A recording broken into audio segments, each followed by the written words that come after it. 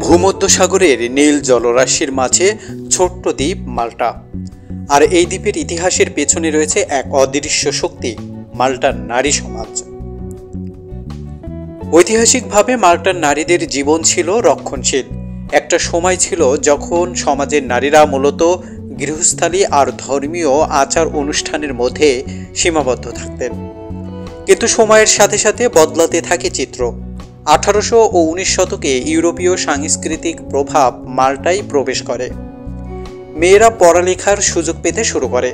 বিশেষ করে ব্রিটিশ ঔপনিবেশিক যুগে শিক্ষার প্রসার ঘটায় নারীদের অবস্থান ধীরে ধীরে শক্তিশালী হয়। আজকের মাল্টায় নারী শিক্ষার হার অত্যন্ত উঁচু। নারীরা আইন, শিক্ষা, রাজনীতি, এমনকি সেনাবাহিনীতেও দৃশ্যমান ভূমিকা রাখছেন। 2018 সালে মাল্টায় পেয়েছেন তাদের প্রথম নারী প্রেসিডেন্ট। এটি মাল্টার ইতিহাসে নারীদের অগ্রগতির এক অনন্য মাইলফলক। তবে এখনও কিছু চ্যালেঞ্জ রয়ে গেছে। সমাজের কিছু ক্ষেত্রে এখনও নারীদের সমান সুযোগের জন্য সংগ্রাম করতে হয়। তবে মাল্টার নারীরা আজ অনেক বেশি সচেতন, আত্মবিশ্বাসী এবং স্বপ্নবাজ। ছোট্ট একটি দ্বীপের সীমারেখার ভেতরে মাল্টার নারীরা আজ প্রমাণ করেছেন, ইচ্ছাশক্তি আর শিক্ষা থাকলে কোনো বাধাই চিরস্থায়ী নয়।